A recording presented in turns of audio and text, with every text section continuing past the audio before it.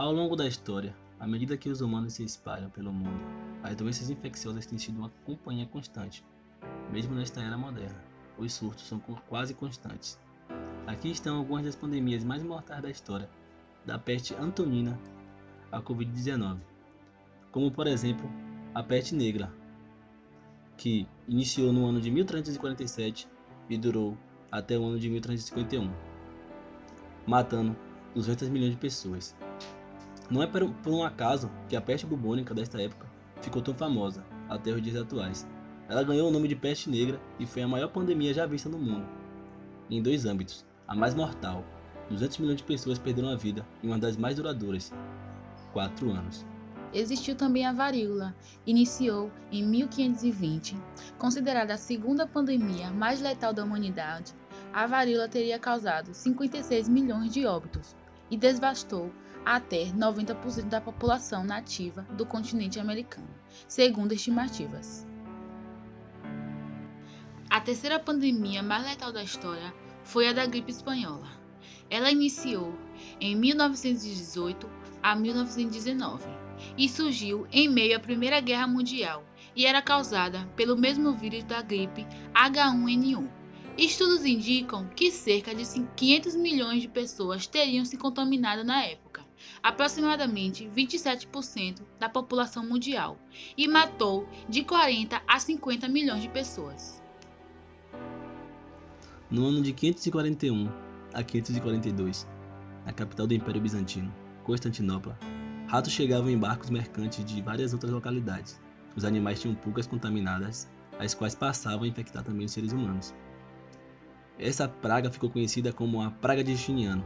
Foi a quarta maior da história, ao vitimar entre 30 a 50 milhões de pessoas. O próprio imperador Justiniano chegou a contrair a doença, mas conseguiu sobreviver. Eis o porquê do nome da praga. HIV, mais conhecida como AIDS, iniciou em 1981 até os anos atuais. Estima-se que o vírus HIV tem a origem de primatas na África Central e Ocidental no começo do século XX.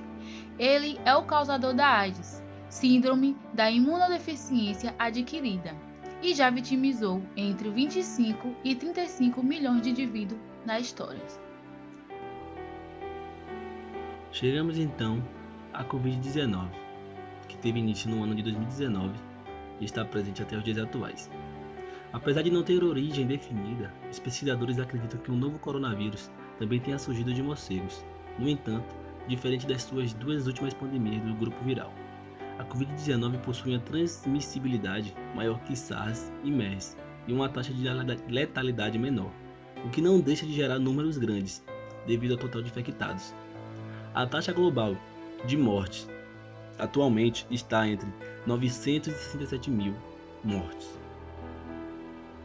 Apesar da Covid-19 não ser a pandemia mais letal do mundo, o seu índice de propagação é o mais elevado. Em seguida, mostraremos um gráfico para vocês terem dimensão deste nível de propagação.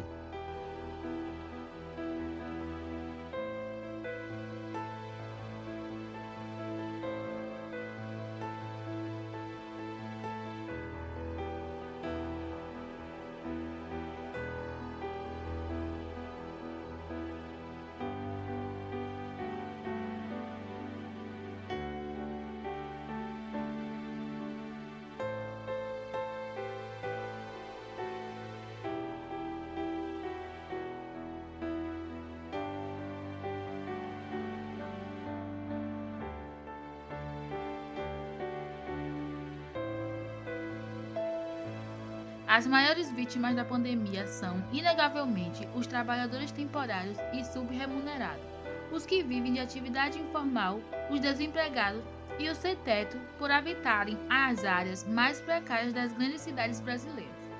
Apesar de haver muitas pessoas infeccionadas nos bairros ricos, poucas morrem. As mortes são mais numerosas em bairros populares, conjuntos habitacionais e favelas, enfim, no que chamamos de periferias. Nestes locais, as condições habitacionais e a infraestrutura são precárias, faltam equipamentos urbanos e serviços básicos. Estudos ambientais do PNUMA, de 2016, já mostrava que 60% de todas as doenças infecciosas emergentes nos seres humanos são zoonóticas e estão intimamente ligadas à saúde dos ecossistemas. O exemplo mais famoso é a AIDS, em que o vírus foi transmitido aos humanos pelo chimpanzé. E mais recentemente o Covid-19. O avanço do desmatamento e a destruição dos habitats da vida selvagem estariam na causa da maioria destes surtos. Espera, mas qual o papel da universidade nesse contexto de pandemia? Bom, basicamente, dividimos o papel da universidade em 3 tópicos. O primeiro, prover informação confiável. Informações confiáveis são essenciais, especialmente em tempos de crise. A falta de informação e a difusão de fake news causam efeitos negativos que tendem a aumentar a gravidade da atuação. Isso porque agitam a população, causam medo, interferem na comunicação pública e diminuem as contramedidas para o surto. A segunda, impulsionar o desenvolvimento científico e tecnológico. Nossa realidade traz para a universidade pública a responsabilidade de formar e qualificar profissionais e pesquisadores.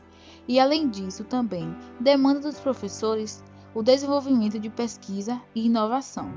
Em meio à pandemia, os professores pesquisadores têm colaborado fortemente com o desenvolvimento e inovação tecnológica e científica, como a produção de EPIs e a rápida codificação de genoma do novo coronavírus. E, por fim, não menos importante, iniciativas relacionadas ao suporte à comunidade. Cada universidade provoca diferentes tipos de impactos na comunidade no qual está inserida. Além do impacto científico-tecnológico, as universidades públicas causam ainda impacto à imagem e cultura da região e impacto socioeconômico. Uma delas é atenuar as consequências econômicas da crise nas comunidades locais e também cartilhas direcionadas a público específico, como, por exemplo, uma cartilha para trabalhadores de baixa renda, para auxiliá-los na compreensão de seus direitos nesse momento de crise e fornecer informações didáticas ao destinário de auxílio emergencial.